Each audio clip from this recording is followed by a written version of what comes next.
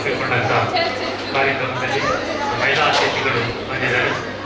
ಭಾಸ್ಕರಯ್ಯವರು ವೇದಿಕೆ ಬರಬೇಕು ಅಂತ ಕೇಳ್ಕೊಳ್ತಾ ಇದ್ದೇನೆ. ಈ ಸಂದರ್ಭದಲ್ಲಿ ನಮ್ಮೊಟ್ಟಿಗೆ ಇರುವಂಥ ಎಲ್ಲ ಅತಿಥಿಗಳನ್ನು ನಮ್ಮ ಪತ್ರಕರ್ತರ ಸಂಘದ ಅಧ್ಯಕ್ಷರಾದಂಥ ಶ್ರೀನಿವಾಸ ನಾಯ್ಕ ಇದ್ದಾರೆ, ಅವರು ಸ್ವಾಗತಿಸಿದ್ದಾರೆ. ಪರಿಸರ ಅಧ್ಯಯನ ಕೇಂದ್ರ ಮೇಲುವಿದ್ಯೆ ಹಾಗೂ ನಮ್ಮ ವಿದ್ಯಾರತ್ನ ಶಿಕ್ಷಣ ಸಂಸ್ಥೆಗಳ ಸಹಭಾಗಿತ್ವದಲ್ಲಿ ಒಂದು ವಿಶ್ವ ಪರಿಸರ ದಿನಾಚರಣೆಯ ಅಂಗವಾಗಿ ನಾವು ವಿಶೇಷ ಕಾರ್ಯಕ್ರಮವನ್ನು ಇವತ್ತಿಲ್ಲಿ ಹಮ್ಮಿಕೊಂಡಿದ್ದೇವೆ.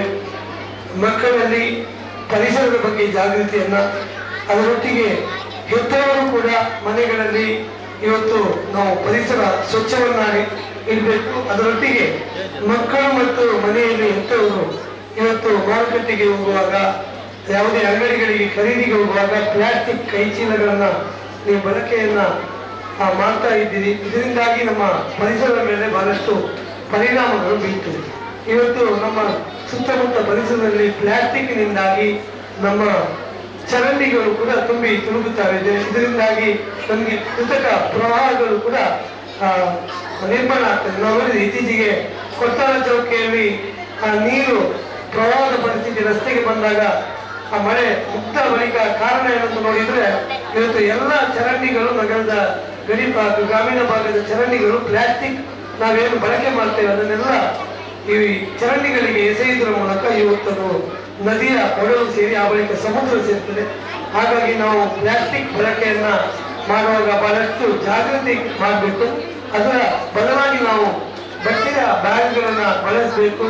ಈ ಮೂಲಕ ಮಕ್ಕಳು ಮತ್ತು ಹೆತ್ತವರಲ್ಲಿ ಜಾಗೃತಿ ಮೂಡಿಸಲಿಕ್ಕೆ ಈ ಒಂದು ಕಾರ್ಯಕ್ರಮವನ್ನ ನಾವು ಇವತ್ತು ಒಂದು ಸಮೂಹ ಶಿಕ್ಷಣ ಸಂಸ್ಥೆಗಳ ಇದರಲ್ಲಿ ಮಾಡ್ತಾ ಇದ್ದೇವೆ. ಕಾರ್ಯಕ್ರಮದಲ್ಲಿ ಇವತ್ತು ಸಾಂಕೇತಿಕವಾಗಿ ಹೆತ್ತವರಿಗೆ ಮತ್ತು ಮಕ್ಕಳಿಗೆ ಬಟ್ಟೆಯ ಬ್ಯಾಗ್ಗಳನ್ನ ವಿತರಣೆಯನ್ನ ಮಾಡಲಿಕ್ಕಿದ್ದಾರೆ. ನಮ್ಮ ಇಂಡಿಯನ್ ರೆಡ್ ಕ್ರಾಸ್ ಸೊಸೈಟಿಯ ಅಧ್ಯಕ್ಷರು ಮತ್ತು ಖ್ಯಾತ ಲೆಕ್ಕ ಪರಿಶೋಧಕರು ಆಗಿರುವ ಸಿ ಶಾಂತಾರಾಮ ಶೆಟ್ಟಿ ಸರ್ ಅವರು ನಮ್ಮೊಟ್ಟಿಗಿದ್ದಾರೆ. ಅವರು ಒಂದು Indian red cross society Dakshina Kannada ಜಿಲ್ಲೆಯ ಘಟಕದ ಅಧ್ಯಕ್ಷರಾದ ಬಳಿಕ ಇವತ್ತು ಜನರ ಬಳಿ ಒಂದು ರೆಡ್ ಕ್ರಾಸ್ ಸೊಸೈಟಿಯ ಒಂದು ಕರೆದು ಒಯ್ಯುವ ಕೆಲಸವನ್ನ ಕೂಡ ಮಾಡಿದ್ದಾರೆ.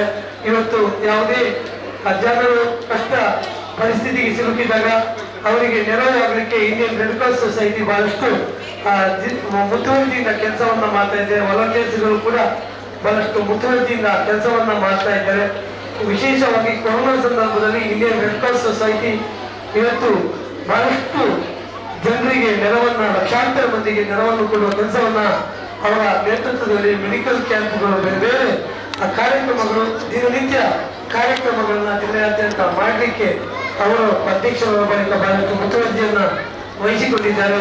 ಹಾಗಾಗಿ ಅವರಿಗೆ ನಮ್ಮೆಲ್ಲರ ಪರವಾಗಿ ನಾನು ಸ್ವಾಗತವನ್ನ ಕೋರ್ತಾ ಇದ್ದೇನೆ. ಅವರಿಗೆ ನಮ್ಮ ದೂರದರ್ಶನ ಮುಖ್ಯ ವರದಿಗಾರರಾಗಿರುವ ರಾಜೇಶ್ ಅವರು, ಹಾಗೆ ಈ ಒಂದು ಕಾರ್ಯಕ್ರಮದ ಅಧ್ಯಕ್ಷರನ್ನ ವಹಿಸಿದವರು ನಮ್ಮ ಈ ಒಂದು ವಿದ್ಯಾಸಂಸ್ಥೆಯ ಘನ ಅಧ್ಯಕ್ಷರು. ಈ ಭಾಗದಲ್ಲಿ ಜಿಲ್ಲೆಯಲ್ಲಿ ಇವತ್ತು ಸಾಮಾಜಿಕ ಧಾರ್ಮಿಕ ಚಟುವಟಿಕೆಗಳ ಮೂಲಕ ಇವತ್ತು ತಮ್ಮನ್ನು ತೊಡಗಿಸಿಕೊಂಡು ಅವರು ಕೊಡಗು ದಾನಿಯಾಗಿ ನಮ್ಮೆಲ್ಲರಿಗೆ ಇವತ್ತು ಜಿಲ್ಲೆಯ ಜನತೆಗೆ ಬಹಳಷ್ಟು ಪ್ರೋತ್ಸಾಹವನ್ನು ಕೊಡುವವರು. ಅಲ್ಲದೆ ನಾವು ನೋಡಿದ ಈ ಭಾಗದಲ್ಲಿ ಇವತ್ತು ಶೈಕ್ಷಣಿಕ ಕ್ಷೇತ್ರದಲ್ಲಿ ಮುಂಚೂಣಿಯಲ್ಲಿರುವ ವಿದ್ಯಾಸಂಸ್ಥೆ ಇದು ವಿದ್ಯಾರತ್ನ ಶಿಕ್ಷಣ ಸಂಸ್ಥೆಗಳು ಇವತ್ತು ಚಿಕ್ಕ ಪುಟಾಣಿಗಳಿಂದ ಹಿಡಿದು ಹೈಸ್ಕೂಲ್ ವರೆಗೆ ಇವತ್ತು ವಿದ್ಯಾಭ್ಯಾಸವನ್ನ ಕೊಡುವ ಕೆಲಸವನ್ನ ಅವರು ಮತ್ತು ಅವರ ಶ್ರೀಮತಿ ಅವರು ಮಾಡ್ತಾ ಇದ್ದಾರೆ. ಹಾಗಾಗಿ ಈ ಕಾರ್ಯಕ್ರಮಕ್ಕೆ ಉಳಿದಿಟ್ಟು ರವೀಂದ್ರ ಶೆಟ್ಟಿ ಅವರನ್ನು ನಿಮ್ಮೆಲ್ಲರ ಪರವಾಗಿ ಪ್ರೀತಿಪೂರ್ವಕವಾಗಿ ಸ್ವಾಗತವನ್ನ ಮಾಡ್ತಾ ಇದ್ದೇನೆ. ಅವರಿಗೆ ನಮ್ಮ ಪುಷ್ಪರಾಜ್ ಅವರು ಅವರಿಗೆ ಇದು ಭಾಸ್ಕರಬೇಕಂತ ಪುಷ್ಪರಾಜ್ ಹೂಕೊಟ್ಟು ಸ್ವಾಗತಿಸಬೇಕಾಗಿ ಕೇಳಿಕೊಳ್ತಾ ಇದ್ದೇನೆ. ಹಾಗೆ ವೇದಿಕೆಯಲ್ಲಿ ನಮ್ಮವರೇ ಆಗಿರುವ ನಮ್ಮ ಮಂಗಳೂರು ಪ್ರೆಸ್ ಕ್ಲಬ್ ಅಧ್ಯಕ್ಷರು ಹಾಗೂ ನಮ್ಮ ರಾಷ್ಟ್ರೀಯ ಪತ್ರಕರ್ತರ ಒಕ್ಕೂಟದ ಕಾರ್ಯಕಾರಿ ಸಮಿತಿ ಸದಸ್ಯರಾಗಿರುವ ಹರೀಶ್ ರೈ ಅವರು ಕೂಡ ಇದ್ದಾರೆ. ಅವರು ಅಧ್ಯಕ್ಷರಾದ ಬಳಿಕ ಸಾಕಷ್ಟು ಕಾರ್ಯಕ್ರಮಗಳನ್ನು ಗಣ್ಯರನ್ನು ಗುರುತಿಸುವ ಕೆಲಸವನ್ನು ಕೂಡ ಮಾಡಿದ್ದಾರೆ. ಅವರಿಗೆ ಕೂಡ ನಾನು ಸ್ವಾಗತವನ್ನು ಮಾಡ್ತಾ ಇದ್ದೇನೆ. ಅವರಿಗೆ ಶಾಲೆಯ ವಿದ್ಯಾರ್ಥಿಗಳು ಬಂದು ಹೂವನ್ನು ಕೊಟ್ಟು ಸ್ವಾಗತಿಸಬೇಕಾಗಿ ನಾನು ಕೇಳಿಕೊಳ್ತಾ ಇದ್ದೇನೆ. ಹಾಗೆ ವೇದಿಕೆಯಲ್ಲಿ ನಮ್ಮ ಸಂಘದ ಉಪಾಧ್ಯಕ್ಷರು ಮತ್ತು ನಮ್ಮ ವಿವಿಧ ಕಾರ್ಯಕ್ರಮಗಳಲ್ಲಿ ಸಕ್ರಿಯವಾಗಿ ತಮ್ಮನ್ನು ತೊಡಗಿಸಿಕೊಂಡು ಮುತುವರ್ಜಿಯಿಂದ ಒಂದು ಸಕ್ರಿಯರಾಗಿ ಕೆಲಸ ಮಾಡುತ್ತಿರುವ ಭಾಸ್ಕರ ಕಟ್ಟ ಅವರು ಕೂಡ ವೇದಿಕೆಯಲ್ಲಿದ್ದಾರೆ. ಅವರನ್ನು ಕೂಡ ನಾನು ಸ್ವಾಗತವನ್ನು ಮಾಡ್ತಾ ಅವರಿಗೆ ಶಾಲಾ ವಿದ್ಯಾರ್ಥಿಗಳು ಹೂಕೊಟ್ಟು ಸ್ವಾಗತಿಸಬೇಕಾಗಿ ಕೇಳಿಕೊಳ್ತಾ ಇದ್ದೇನೆ. ಹಾಗೆ ವೇದಿಕೆಯಲ್ಲಿ ನಮ್ಮೊಟ್ಟಿಗೆ ನಮ್ಮ ಉಳ್ಳಾಲ ತಾಲೂಕು ಪತ್ರಕರ್ತರ ಸಂಘದ ಅಧ್ಯಕ್ಷರು, ಉದಯವಾಣಿಯ ಈ ಭಾಗದ ಮುಖ್ಯ ವರದಿಗಾರರು ಮತ್ತು ತಮ್ಮ ಸಾಮಾಜಿಕ ಚಟುವಟಿಕೆಗಳ ಮೂಲಕ ಇವತ್ತು ಪ್ರಸಿದ್ಧಿಯನ್ನು ಪಡೆದಿರುವ ವಸಂತ್ ಕೋಣಾಜಿ ಅವರು ನಮ್ಮೊಟ್ಟಿಗೆ ಇದ್ದಾರೆ. ನಮ್ಮ ಎಲ್ಲ ಕಾರ್ಯಕ್ರಮಕ್ಕೆ ದೊಡ್ಡ ರೀತಿಯ ನೆರವನ್ನು ನೀಡುವವರು, ಅವರನ್ನು ಕೂಡ ನಾನು ಸ್ವಾಗತವನ್ನು ಮಾಡ್ತಾ ಇದ್ದೇನೆ. ಹಾಗೆ ನಮ್ಮ ಈ ಒಂದು ವಿದ್ಯಾರತ್ನ ಶಿಕ್ಷಣ ಸಂಸ್ಥೆಗಳ ಉಪಾಧ್ಯಕ್ಷರು ಆಗಿರುವ ಶ್ರೀಮತಿ ಸೌಮ್ಯ ರವೀಶ್ ಶೆಟ್ಟಿ ಅವರು ವೇದಿಕೆ ಬರುವ ಕೇಳಿಕೊಂಡು, ಹಾಗೆ ಶಾಲಾ ಮುಖ್ಯೋಪಾಧ್ಯಾಯರು ಇದ್ದಾರೆ, ಅವರಿಗೂ ಕೂಡ ಸ್ವಾಗತವನ್ನು, ಎಲ್ಲ ಹೆತ್ತವರಿಗೆ ಮಕ್ಕಳಿಗೆ ಮತ್ತೊಮ್ಮೆ ನಾನು ಸ್ವಾಗತವನ್ನು ಮಾಡ್ತಾ ನನ್ನ ಸ್ವಾಗತವನ್ನು ಮುಗಿಸಿದೆ. ಧನ್ಯವಾದಗಳು. ಕಾರ್ಯಕ್ರಮದಲ್ಲಿ ಎಲ್ಲರನ್ನೂ ಸ್ವಾಗತಿಸಿದಂಥ ದಕ್ಷಿಣ ಕನ್ನಡ ಜಿಲ್ಲಾ ಕಾರ್ಯನಿರತ ಪತ್ರಕರ್ತರ ಸಂಘದ ಅಧ್ಯಕ್ಷರಾದಂಥ ಶ್ರೀನಿವಾಸ ನಾಯ್ಕ ಇಂದಾಜಿ ಅವರಿಗೆ ಕೃತಜ್ಞತೆಗಳು. ಮುಂದೆ ವಿದ್ಯಾರತ್ನ ಶಿಕ್ಷಣ ಸಂಸ್ಥೆಯ ವಿದ್ಯಾರ್ಥಿಗಳಿಂದ ನಾಡು ನುಡಿ ಮತ್ತು ಪರಿಸರಕ್ಕೆ ಸಂಬಂಧಪಟ್ಟ ಆಶಯಗೀತೆ ಇದೆ. ಅದಕ್ಕಿಂತ ಮೊದಲು ನಮ್ಮೊಂದಿಗೆ ಈಗ ಸೇರಿಕೊಂಡಿರುವ ಮೋಹನ್ ಶೆಟ್ಟಿ ಅವರಿಗೆ ವಿದ್ಯಾರ್ಥಿಗಳು ಪುಷ್ಪ ನೀಡಿ ಸ್ವಾಗತಿಸಬೇಕು ಅಂತ ಕೇಳ್ಕೊಳ್ತಾ ಇದ್ದೇನೆ. ಹಾಗೆ ವಿಶ್ರಾಂತ ಅಪರ ಜಿಲ್ಲಾಧಿಕಾರಿಗಳಾದಂಥ ಪ್ರಭಾಕರ್ ಶರ್ಮಾ ಅವರು ಇದ್ದಾರೆ. ಅವರಿಗೂ ಹೃತ್ಪೂರ್ವಕವಾದಂಥ ಸ್ವಾಗತ, ಅವರಿಗೂ ಹೂ ಕೊಟ್ಟು ಸ್ವಾಗತಿಸಬೇಕು ಅಂತ ಕೇಳ್ಕೊಳ್ತಾ ಇದ್ದೇನೆ.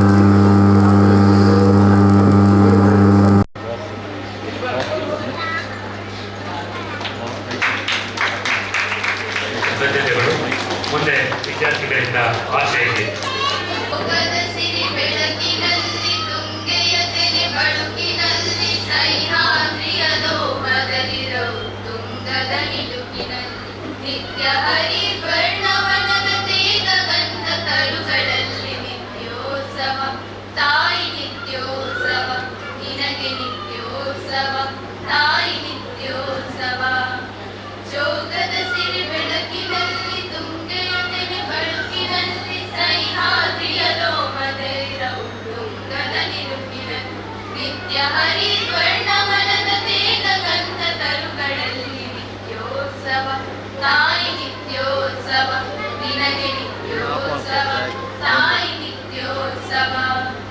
ಇತಿಹಾಸದ ಹಿಮದಲ್ಲಿನ ಸಿಂಹಾಸನ ಮಾಲೆ ಗತ ಸಾಹಸ ಸಾಲುತ್ತಿರುವ ಶಾಸನಗಳ ಸಾಲಿನಲ್ಲಿ ಮೂಲೆಗರಿಯ ಸಿರಿಗಳಲ್ಲಿ ದೇಗುಲಗಳ ಭಿತ್ತಿಗಳಲ್ಲಿ ನಿತ್ಯೋತ್ಸವ ತಾಯಿ ನಿತ್ಯೋತ್ಸವ ನಿನಗೆ ನಿತ್ಯೋತ್ಸವ ತಾಯಿ ನಿತ್ಯೋತ್ಸವ ಹಲವೆನ್ನದ ಹಿರಿಮೆ ಕುಲವೆನ್ನದ ಗರಿಮೆ ಸದ್ವಿಕಾಸಶೀಲ ನುಡಿಯ ಲೋಕಾಮೃತ ಸೀಮೆ ಈ ವತ್ಸರ ನಿರ್ವತ್ಸರ ಮನಗುದಾರ ಮಹಿಮೆ ನಿತ್ಯೋತ್ಸವ ತಾಯಿ ನಿತ್ಯೋತ್ಸವ ನಿನಗೆ ನಿತ್ಯೋತ್ಸವ ತಾಯಿ ನಿತ್ಯೋತ್ಸವ.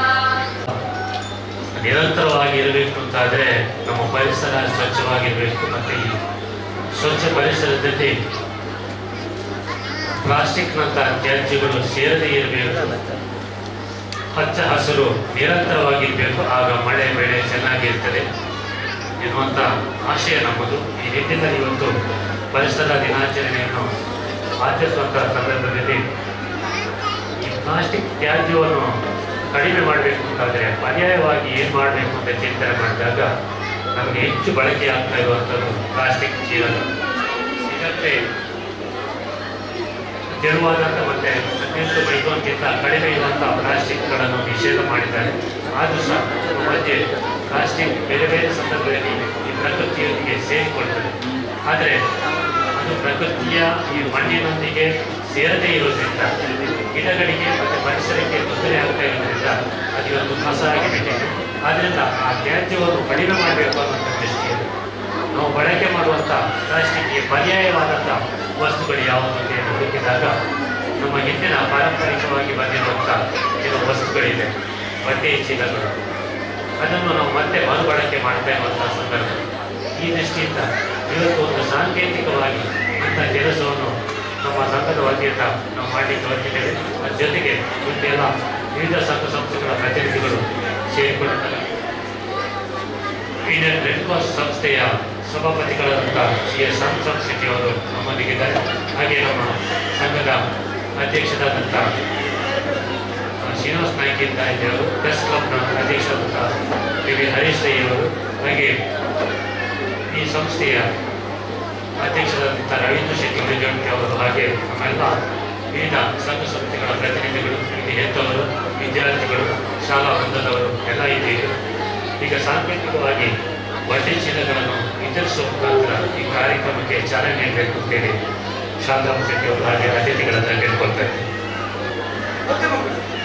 ಒಂದು ಸಾಂಕೇತಿಕವಾಗಿ ಈಗ ಬ್ಯಾಗ್ ವಿತರಣೆ, ಬಟ್ಟೆ ಬ್ಯಾಗ್ಗಳ 5 ಮಂದಿ ವಿದ್ಯಾರ್ಥಿಗಳು ವೇದಿಕೆಗೆ ಬಂದು ಈ ಬ್ಯಾಗ್ ಅನ್ನು ಅತಿಥಿಗಳಿಂದ ಕೊಡಬೇಕಾಗ್ತದೆ.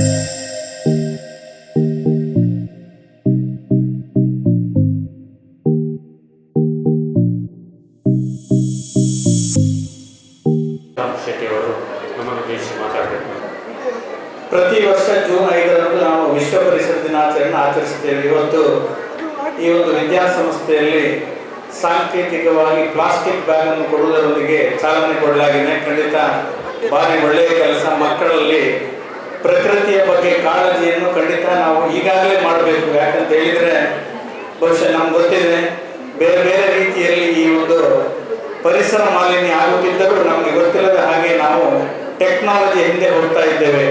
ಈ ಒಂದು ಕಾಲಘಟ್ಟದಲ್ಲಿ ನಮ್ಮ ಮನೆಯಿಂದ ಹಿಡಿದು LKG ಮಕ್ಕಳಿಂದ ಈ ರೀತಿಯ ಪರಿಸರ ಕಾಳಜಿಯನ್ನು ಮಾಡಿದಾಗ ಅಟ್ಲೀಸ್ಟ್ ನಾವು ಒಂದು 50% ಸಕ್ಸೆಸ್ ಆಗ್ತೇವೆ.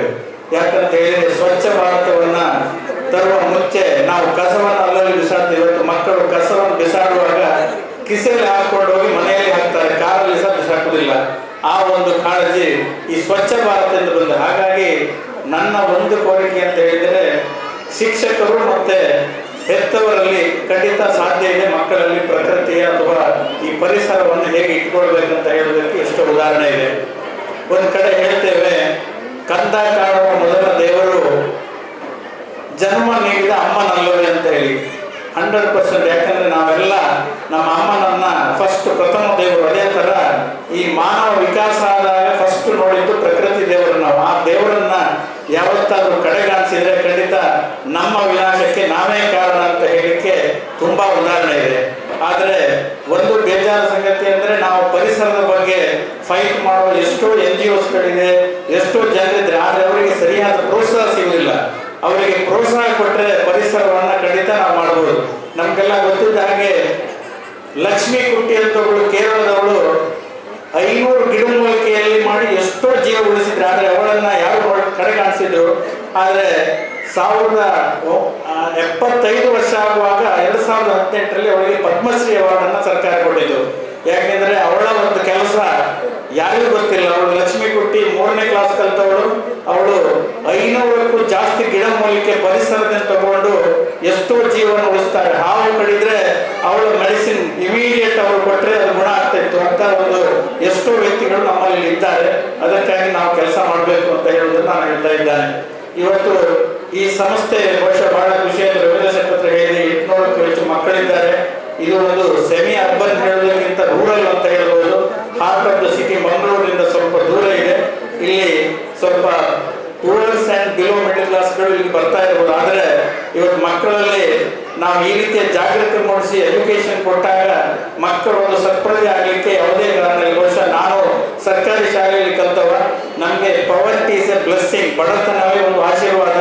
ಆ ಬಡತನ ಇರುವುದರಿಂದ ನಾವು ಸರಿಯಾಗಿ ಕಲಿತು ನಮ್ಮ ಒಂದು ಟೋಟಲ್ ನಮ್ಮ ಏನು ಹೇಳ್ತಾರೆ ನಮ್ಮ ಜೀವನವನ್ನೇ ನಾವು ನಿರೂಪಣೆಯನ್ನು ಬೇರೆ ರೀತಿಯಲ್ಲಿ ಮಾಡಿಕೊಂಡಿದ್ದಕ್ಕಾಗಿ ಈ ಶಾಲೆ ಖಂಡಿತ ಇಲ್ಲಿ ಬರುವ ಮಕ್ಕಳಿಗೆ ನಮ್ಮ ರವೀಂದ್ರ ಶೆಟ್ಟರ್ ಬಗ್ಗೆ ನಮಗೆ ಗೊತ್ತಿದೆ.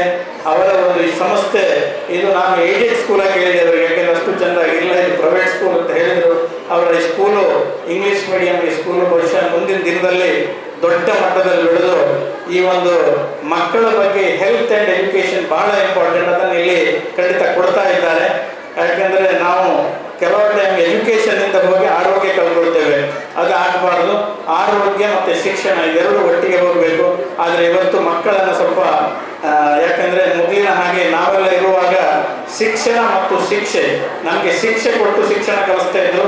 ಆದರೆ ಇವತ್ತು ಆ ಹೊಡೆದ ಮಾಸ್ಟರ್ನ ನಾವು ಪ್ರೀತಿ ಮಾಡ್ತಾ ಇದ್ದೇವೆ, ಯಾಕಂದರೆ ಅವರು ಹೊಡೆದ್ರಿಂದ ನಾವು ಇವತ್ತು ಒಂದು ವ್ಯಕ್ತಿ ಆಯ್ತಂದ. ಆದರೆ ಇವತ್ತು ಮಕ್ಕಳ ಮೈ ಮುಟ್ಟಿದ್ರೆ ಸ್ವಲ್ಪ ಪೇರೆಂಟ್ಸಿಂದ ಕಂಪ್ಲೇಂಟ್ ಹೋಗಿ. ಹಾಗಾಗಿ ಶಿಕ್ಷಣ ಮತ್ತು ಶಿಕ್ಷೆ ಇದು ಖಂಡಿತ ಬೇಕು. ಆದರೆ ಮುಂದಿನ ದಿನದಲ್ಲಿ ಬಹುಶಃ ನಮ್ಮ ಈ ಒಂದು ಇಂಥ ಸ್ಕೂಲ್ಗಳಲ್ಲಿ ಈ ರೀತಿಯ ಒಳ್ಳೆಯ ಟೀಚರ್ಸ್ ಹಾಗೂ ಪೇರೆಂಟ್ಸ್ಗಳ ಒಂದು ಕೋಆಪರೇಷನ್ ಇಂದ ನಮ್ಮ ಶಿಕ್ಷಣ ದಿಕ್ಕನ್ನು ಬದಲಾಯಿಸಿಕೊಂಡು ಒಳ್ಳೆಯ ರೀತಿಯಿಂದ ಶಿಕ್ಷಣ ಕೊಟ್ಟಾಗ ಒಂದು ಸತ್ಪ್ರಜೆ ಆಗ್ತಾನೆ ಅಂತ ಹೇಳೋದಕ್ಕೆ 3 ಉದಾಹರಣೆ ಇದೆ. ಹಾಗೆ ಈ ಶಿಕ್ಷಣ ಸಂಸ್ಥೆ ದೊಡ್ಡ ಮಟ್ಟದಲ್ಲಿ ಬೆಳೆಯಲಿ. ಇವತ್ತು ನಮ್ಮ ಪತ್ರಕರ್ತರಾದಂಥ ನಮ್ಮ ಶ್ರೀನಿವಾಸ ಅಂದಾಜೆ ಹಾಗೂ ಹರೀಶ್ ರೈ ನಾವೆಲ್ಲ ಇಲ್ಲಿ ಇದ್ದೇವೆ. ಇವರೆಲ್ಲ ಕೂಡಿಕೊಂಡು ಬಹುಶಃ ಈ ಒಂದು ಶಿಕ್ಷಣ ಸಂಸ್ಥೆಗೆ ಎಷ್ಟು ನಾವು ಏನಿದ್ರು ಪ್ರೋತ್ಸಾಹ ಕೊಡುವಂಥದ್ದಷ್ಟೇ. ಹಾಗಾಗಿ ಪ್ರೋತ್ಸಾಹ ಕೊಟ್ಟರೆ ಮುಂದಿನ ದಿನದಲ್ಲಿ ದೊಡ್ಡ ಮಟ್ಟದಲ್ಲಿ ಬೆಳೀಲಿ. ಹಾಗೆ ವಿಶ್ವ ಪರಿಸರ ದಿನಾಚರಣೆ ಇವತ್ತಿನ ಈ ಒಂದು ಸಣ್ಣ ಚಾಲನೆ ದೊಡ್ಡ ಮಟ್ಟದಲ್ಲಿ ಬೆಳೆದು ಪರಿಸರ ಕಾಪಾಡೋದ್ರಲ್ಲಿ ಒಂದು ಒಳ್ಳೆಯ ಸೇವೆ ಮಾಡಲಿ ಈ ಸಂಸ್ಥೆ ಅಂತ ಹೇಳಿ ನನಗೆ ಕೊಟ್ಟ ಅವಕಾಶಕ್ಕೆ ಹೊಂದಿಸ್ತಾ ನಾನು 2 ಮಾತನ್ನು ಮುಗಿಸ್ತೇನೆ. ಜೈ ಹಿಂದ್, ಜೈ ಭಾರತ್. ಈ ಸಂದರ್ಭದಲ್ಲಿ ನಮ್ಮೊಂದಿಗೆ ವೇದಿಕೆಯಲ್ಲಿರುವಂಥ ರೆಡ್ ಕ್ರಾಸ್ ಸಂಸ್ಥೆಯ ಆಡಳಿತ ಮಂಡಳಿಯ ಹಿರಿಯ ಸದಸ್ಯರಾದಂಥ PV ಹರೀಶ್ ರೈ ಅವರು, ದಕ್ಷಿಣ ಕನ್ನಡ ಜಿಲ್ಲಾ ಪತ್ರಕರ್ತರ ಸಂಘದ ಹಿರಿಯ ಪೂರ್ವ ಅಧ್ಯಕ್ಷರು, ಹಾಗೆ ಭಾರತೀಯ ಪತ್ರಕರ್ತರ ಸಂಘದ ಆಡಳಿತ ಮಂಡಳಿಯ ಸದಸ್ಯರು, ಪ್ರೆಸ್ ಕ್ಲಬ್ ಮಂಗಳೂರು ಇದರ ಅಧ್ಯಕ್ಷರಾದಂಥ PV ಹರೀಶ್ ರೈ ಅವರು ಈ ದಿನದ ಬಗ್ಗೆ ಮಾತಾಡಬೇಕು ಅಂತ ಕೇಳ್ಕೊಳ್ತೇವೆ. ಪರಿಸರದ ಉಳಿವಿನ ಬಗ್ಗೆ ಈಗಾಗಲೇ ಕಾರ್ಯಕ್ರಮ ನಿರೂಪಣೆ ಮಾಡಿದವರು ಅತಿಥಿಗಳನ್ನು ಹೇಳಿದರು. ನಾನು ರವೀಂದ್ರ ಶೆಟ್ಟರ್ ಹತ್ರ ಕೇಳ್ತಾ ಇದ್ದೆ, ಈ ಕಾರ್ಯಕ್ರಮ ಮುಗ್ದ ಬಳಿಕ ನೀವೆಲ್ಲ ಮೊದಲ ಬಾರಿಗೆ LKGಗೆ ಈ ಶಿಕ್ಷಣ ಸಂಸ್ಥೆಗೆ ಮಕ್ಕಳನ್ನು ಸೇರ್ಪಡೆ ಮಾಡಲಿಕ್ಕೆ ಬಂದವರು ಅಂತ ನಾನು ಕೇಳಿದೆ. ಭಾಳ ಖುಷಿಯಾಯಿತು. ನಾನು ಭಾಳ ಹಿಂದೆ ಈ ಶಿಕ್ಷಣ ಸಂಸ್ಥೆ ಒಳಗೆ ಬಂದೆ. ನಮಗೆ ಸಾಮಾನ್ಯವಾಗಿ ನಾನು ರವೀಂದ್ರ ಶೆಟ್ಟರ್ ಹತ್ರ ಮಾತಾಡ್ತಾ ಇದ್ದೆ, ಸಾಮಾನ್ಯವಾಗಿ ನಿಮಗೆ ಈ ಶಿಕ್ಷಣ ಸಂಸ್ಥೆ ಆವರಣದಲ್ಲಿ ಬರುವಾಗ ನಮಗೆ ಕಟ್ಟಡ ಕಾಣಿಸ್ತದೆ. ಆದರೆ ನಾನು ಈ ಕಟ್ಟಡದ ಮೇಲ್ಭಾಗಕ್ಕೆ ಬರಬೇಕಾದ್ರೆ ಯೋಚನೆ ಮಾಡಿದ್ದೆ, ನನಗೆ ರವೀಂದ್ರ ಶೆಟ್ಟರ್ ಅವರ ಒಂದು ಪರಿಶ್ರಮ, ಅವರ ಬೆವರು, ಅವರು ಒಂದು ತ್ಯಾಗ ಮಾಡಿ 1-2 ದಶಕಗಳಿಂದ ಈ ಶಿಕ್ಷಣ ಸಂಸ್ಥೆಯನ್ನು ಕಟ್ಟ ಪರಿಶ್ರಮ ಇಲ್ಲಿ ಎದ್ದು ನಿಂತಿದೆ ಅಂತ ನಾನು ಅಂದ್ಕೊಂಡಿದ್ದೇನೆ. ನಾನು ಹೊಸದಾಗಿ ಈ ಶಿಕ್ಷಣ ಸಂಸ್ಥೆಗೆ ಯಾರು ಸೇರ್ಪಡೆ ಮಾಡಲಿಕ್ಕೆ ನೀವು ಮಕ್ಕಳನ್ನು ಸೇರ್ಪಡೆ ಮಾಡಿ ನಿಮಗೆಲ್ಲರಿಗೂ ನಾನು ರವೀಂದ್ರ ಶೆಟ್ಟರ್ ಪರವಾಗಿ ಸ್ವಾಗತ ಕೋರ್ತಾ ಇದ್ದರೆ. ಅದಕ್ಕೆ ಯಾಕೆ ಅಂತ ಹೇಳಿದರೆ, ಒಂದು ಒಳ್ಳೆಯ ದಿವಸ ನಿಮ್ಮ ಶಾಲೆಗೆ ಮಕ್ಕಳು ಬರುವ ದಿವಸ ಒಂದು ಒಳ್ಳೆಯ ಕಾರ್ಯಕ್ರಮ ಇಲ್ಲಿ ಆಯೋಜನೆ ಆಗ್ತಾಯಿದೆ. ಶಿಕ್ಷಣ ಸಂಸ್ಥೆ ಹೇಳಿದರು, ನಮಗೆ ಗೊತ್ತಿದೆ ಬಹಳ ಒಂದು ಗ್ರಾಮಾಂತರ ಪ್ರದೇಶದಲ್ಲಿ ಭಾಳ ಲಾಭದಾಯಕವಾಗಿ ಶಿಕ್ಷಣ ಸಂಸ್ಥೆಗಳು ನಡೀತದೆ ಅಂತ ಹೇಳಲಿಕ್ಕಾಗೋದಿಲ್ಲ. ಒಂದು ಇತಿಮಿತಿಯ ಒಳಗೆ ಇಲ್ಲಿಯ ಫೀಸ್ ಸ್ಟ್ರಕ್ಚರ್ಗಳಲ್ಲಿ ಇರ್ತದೆ. ಈ ಇತಿಮಿತಿಯ ಒಳಗೆ ಶಿಕ್ಷಣ ಸಂಸ್ಥೆಯನ್ನು ಕಟ್ಟಿ ಬೆಳೆಸ್ತಾರೆ. ನಾನು ಇಷ್ಟೇ ನಿಮ್ಮಲ್ಲಿ ಕೋರಿಕೆ ಮಾಡ್ತಾರೆ, ಯಾವುದೇ ಶಿಕ್ಷಣ ಸಂಸ್ಥೆ ಇವತ್ತು ಬೆಳಿಬೇಕಾದ್ರೆ ಅಥವಾ ಒಂದು ಶಿಕ್ಷಣ ಸಂಸ್ಥೆಗೆ ಹೆಸರು ಬೇಕಾದರೆ ಅದಕ್ಕೆ 2 ಕಾರಣ. ಒಂದು, ಆ ಶಾಲೆಯ ಶಿಕ್ಷಕರು. ರವೀಂದ್ರ ಶೆಟ್ಟರು ಎಷ್ಟೇ ಪರಿಶ್ರಮ ಮಾಡಲಿ, ಅವರು ಶಾಲೆಗೆ ಎಷ್ಟೇ ಬಂಡವಾಳ ಹೂಡಲಿ, ಶಾಲೆಯನ್ನು ಒಂದು ಯಶಸ್ವಿಗೊಳಿಸಬೇಕಾದ್ರೆ ಅದು ಶಿಕ್ಷಕರ ಪಾತ್ರ. ಯಾವುದನ್ನು ನಾವು ಗುರುದೇವೋಭವ ಅಂತ ಹೇಳಿದ್ರೆ ಆ ಗುರುಗಳ ಪಾತ್ರ ಬಹಳ ಮಹತ್ವದ್ದಾಗಿರ್ತದೆ. ಅದನ್ನು ಬಿಟ್ಟರೆ ಪೋಷಕರ ಪಾತ್ರ ಅತ್ಯಂತ ಮಹತ್ವದ್ದಾಗಿರ್ತದೆ. ಮುಂದಿನ 10 ವರ್ಷ 12 ವರ್ಷಗಳ ಕಾಲ ಏನು ಈ ಶಿಕ್ಷಣ ಸಂಸ್ಥೆಯಲ್ಲಿ ನಿಮ್ಮ ಮಕ್ಕಳನ್ನು ನೀವು ಸೇರ್ಪಡೆ ಮಾಡಲಿಕ್ಕೆ ಬಂದಿದ್ದೀರಿ, ನಿಮ್ಮ ಪಾತ್ರ ಬಹಳ ಮಹತ್ತರವಾದದ್ದು. ನೀವು ಮನೆಯಲ್ಲಿ ಮಕ್ಕಳಿಗೆ ಕೊಡುವ ಸಂಸ್ಕಾರ ಇರ್ಬೋದು, ಶಾಲೆಯಲ್ಲಿ ನಿಮಗೆ ನಿಮ್ಮ ಮಕ್ಕಳಿಗೆ ಕೊಡುವ ವಿದ್ಯೆ ಇರ್ಬೋದು, ಇದಕ್ಕೆ ಒಂದು ಪೂರಕವಾಗಿ ಒಂದು ಕೊಂಡಿಯಾಗಿ ಪೋಷಕರು ಇಲ್ಲಿ ಕೆಲಸ ಮಾಡಬೇಕಾದದ್ದು ಮತ್ತು ಆ ನಿಟ್ಟಿನಲ್ಲಿ ನೀವು ಯೋಚನೆ ಮಾಡಬೇಕಾದಂಥ ಬಹಳ ಅವಶ್ಯಕತೆ ಅಂತ ನಾನು ಅಂದ್ಕೊಂಡು ಈ ಶಿಕ್ಷಣ ಸಂಸ್ಥೆಯಲ್ಲಿ ನಿಮ್ಮ ಮಕ್ಕಳು ಭಾಳ ಯಶಸ್ವಿಯಾಗಿ ಮುಂದಿನ ದಿನಗಳಲ್ಲಿ ಶಿಕ್ಷಣವನ್ನು ಪಡೆದು ಒಂದು ದೇಶದ ಸತ್ಪ್ರಜೆಗಳಾಗಿ ಹೊರಹೊಮ್ಮಲಿ ಅಂತ ನಾನು ಆಶಯವನ್ನು ಮಾಡಿಕೊಂಡು ಮೊನ್ನೆ SF ಸರ್ ಒಂದು ಕಾರ್ಯಕ್ರಮದಲ್ಲಿ ಹೇಳ್ತಾ ಇದ್ರು, ಪರಿಸರದಲ್ಲಿ ಮಾತನಾಡುವವರು ಹಿರಿಯ ಅಧಿಕಾರಿಗಳು, ನಾವು ವನ ಮಹೋತ್ಸವ ಬಂದಾಗಲೆಲ್ಲ ಒಂದು 5 ಲಕ್ಷ 7 ಲಕ್ಷ ಮರಗಳನ್ನು ನೆಡ್ತೇವಂತೆ. ಸಾಮಾನ್ಯವಾಗಿ ಎಲ್ಲರೂ ಪ್ರಶ್ನೆ ಮಾಡ್ತಾರೆ, ಇಷ್ಟು ಮರ ನೆಟ್ಟರೆ ಎಲ್ಲಿದೆ, ಆ ಗಿಡಗಳು ಎಲ್ಲಿದೆ ಅಂತ. ಅದರ ಜೊತೆಗೆ ಅವರು ಹೇಳಿದರು, ಪ್ರತಿ ವರ್ಷ ಅಭಿವೃದ್ಧಿ ಕಾರ್ಯಗಳಿಗೋಸ್ಕರ, ಅದು ರಸ್ತೆ ಅಗಲೀಕರಣ ಇರ್ಬೋದು ಅಥವಾ ಬೇರೆ ಬೇರೆ ಜಾಗಗಳನ್ನು ಮನೆ ನಿವೇಶನಗಳಿಗೆ ಕೊಡದಿರ್ಬೋದು ಅಥವಾ ಬೇರೆ ಬೇರೆ ಸರ್ಕಾರದ ಯೋಜನೆಗಳಿಗೆ ಅಭಿವೃದ್ಧಿ ಕಾರ್ಯಗಳಿಗೋಸ್ಕರ ವಾರ್ಷಿಕ ಸುಮಾರು ಒಂದು 2 ಲಕ್ಷದಷ್ಟು ಮರಗಳನ್ನು ಕಡಿಯುವಂಥ ಒಂದು ಅನಿವಾರ್ಯತೆ ಕೂಡ ನಮಗಿದೆ. ನಾವು ಒಂದು ಕಡೆ ಮರಗಳನ್ನು ಕಡಿಯುವುದು ಅನಿವಾರ್ಯತೆ, ನಾವು ಅಭಿವೃದ್ಧಿ ಬೇಕು ನಮಗೆ. ಇನ್ನೊಂದು ಕಡೆಯಿಂದ ನಾವು ಗಿಡಗಳನ್ನು ನೆಟ್ಟು ಸಂರಕ್ಷಣೆ ಮಾಡಬೇಕು. ಒಂದು ಗಿಡ ಮರವಾಗಿ ಬೆಳಿಬೇಕಾದ್ರೆ ಒಂದು 20-25 ವರ್ಷಗಳಾದರೂ ಬೇಕು. ಈ ಪ್ರಾಕೃತಿಕ ಸಮತೋಲನವನ್ನು ಮಾಡಬೇಕಾದ್ರೆ ನಾವು ಈ ಪರಿಸರ ಸಂರಕ್ಷಣೆ ಜೊತೆಗೆ ನಮ್ಮ ವಿದ್ಯಾರ್ಥಿಗಳಲ್ಲಿ ಈ ರೀತಿಯ ಒಂದು ಜಾಗೃತಿ ಮೂಡಿಸುವಂಥ ಕಾರ್ಯಕ್ರಮಗಳು ಕೂಡ ಇಲ್ಲಿ ಆಗಿದೆ ಅಂತ ನಾನು ಅಂದ್ಕೊಂಡು ನಮಗೆ ಈ ಕಾರ್ಯಕ್ರಮದಲ್ಲಿ ಭಾಗವಹಿಸಲಿಕ್ಕೆ ಅವಕಾಶ ಮಾಡಿದ್ದಕ್ಕೆ ನಿಮಗೆ ಬಹಳ ಗೌರವದಿಂದ ವಂದಿಸಿ ನನ್ನ ಮಾತುಗಳನ್ನು ಮುಗಿಸಿದ್ದೇನೆ. ಜೈ ಹಿಂದ್. ದಕ್ಷಿಣ ಕನ್ನಡ ಜಿಲ್ಲೆಯ ಪತ್ರಕರ್ತರ ಸಂಘದೊಂದಿಗೆ ನಿಕಟವಾಗಿ ಕಳೆದ 10 ವರ್ಷಗಳಿಂದ ಅವರು 10 ವರ್ಷಕ್ಕೂ ಹೆಚ್ಚು ಕಾಲದಿಂದ ಇರುವಂಥವರು ಪ್ರಾರಂಭ ಆಗಿದೆ. ಆದ್ದರಿಂದ ನಮ್ಮೊಂದಿಗೆ ಯಾವುದೇ ಸಂದರ್ಭದಲ್ಲಿ ಎಷ್ಟು ಗಿಡ ಬೇಕಾದರೂ ಅವರು ಕೊಡುವಂಥವರು. ಈಗ ನೀವು ಇಲ್ಲಿ ಬಂದಂಥವರು ಏನಾದರೂ ನಿಮ್ಮ ಮನೆಯ ಹಿತ್ತಲಲ್ಲಿ ಗಿಡ ನೆಟ್ಟು ಬೆಳೆಸಬೇಕು ಅಂತಾದರೆ ಅವರನ್ನು ಸಂಪರ್ಕ ಮಾಡಿದರೆ ಆಯಿತು. ಅವರ ಜೊತೆ ಸುಮಾರು ಕಡೆ ನೆಡುತೊಪ್ಪುಗಳನ್ನು ಮಾಡಿದಂಥ ಗಿಡಗಳಿದೆ. ಅದನ್ನು ನಿಮಗೆ ಬಹಳ ರಿಯಾಯಿತಿ ದರದಲ್ಲಿ, ಕನಿಷ್ಠ ವೆಚ್ಚದಲ್ಲಿ, ಕೆಲವೊಂದು ಉಚಿತವಾಗಿ ಸಹ ಕೊಡ್ತಾರೆ ಅಂತ ಶ್ರೀಧರ್ ಅವರು ಇವತ್ತು ನಮ್ಮೊಂದಿಗೆ ಸೇರಿಕೊಂಡಿದ್ದಾರೆ. ಈ ಪರಿಸರ ಸಂರಕ್ಷಣೆ ಬಗ್ಗೆ ಬಹಳ ಸೂಕ್ತವಾದಂಥ ಮಾಹಿತಿಯನ್ನು ನಮಗೆ ಕೊಡಲಿಕ್ಕಿದ್ದಾರೆ. ಶ್ರೀಧರ್ ಅವರು ನಮ್ಮನ್ನು ಉದ್ದೇಶಿಸಿ ಮಾತಾಡಬೇಕು ಅಂತ ಹೇಳ್ತಾರೆ. ಅದರ ಮೊದಲು ಅವರು ಗಿಡವನ್ನು ವಿತರಣೆ ಮಾಡುವ ಮುಖಾಂತರ ಸಾಂಕೇತಿಕವಾಗಿ ಕಾರ್ಯಕ್ರಮಕ್ಕೆ